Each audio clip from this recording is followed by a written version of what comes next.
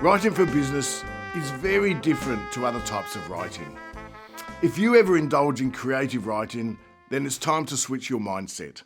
Otherwise, you will never achieve your business communication objectives. Now, there's a few characteristics of business writing that I want to run through now. And the first of these is that the person or people receiving your communications probably haven't asked for it or don't even want to it. That's not meant to be a blow to your ego, it's a reality. Look, think about the way you react when you receive email after email or memo after memo or even letters from utilities, banks and other financial services. Do you greet them with welcome open arms? I suspect that you groan. More importantly, you're probably looking for the first opportunity to delete or dispose of them. Well, so are those receiving yours. That means you have to work hard so the reader doesn't have to work at all. This has implications for content, layout, prioritising, design, tone, your opening, everything about your communication. You need to ensure that you remove all barriers to quick and easy digestion and understanding. So when you are drafting a piece of business writing, it pays to remember that the receiver does not want it. That will keep you on your toes. Now, the next characteristics I want to mention is that almost every piece of business communication has a purpose. Otherwise, you wouldn't waste your time and money producing them.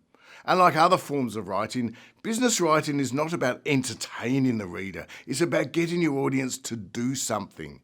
Your purpose has to be at the forefront of your communication. And we're going to look at this in far more detail in the lesson titled Identifying Your Purpose. Business writing also always has to focus on the reader and their needs, whether they be client, customer or colleague.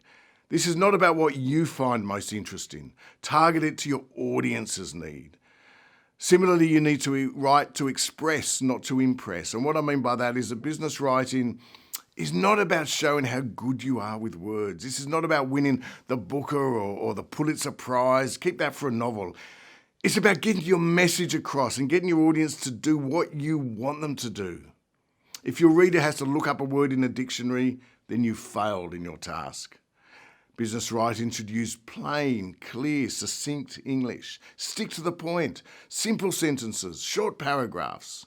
And we'll look at this in detail in the lesson titled Using Clear, Concise Language.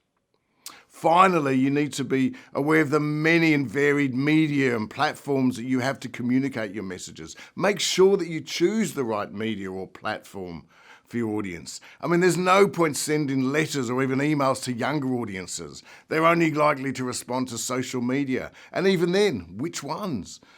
If you have an elderly audience, or an old-fashioned letter might still be best. The key point from this short first lesson is that you need to really think about what you're doing when preparing business communications. You need to work hard so the reader doesn't have to work at all. You need to ensure that you remove all barriers to quick and easy digestion and understanding. Otherwise, your communication will be discarded with a simple push of a button or the scrunch of a paper.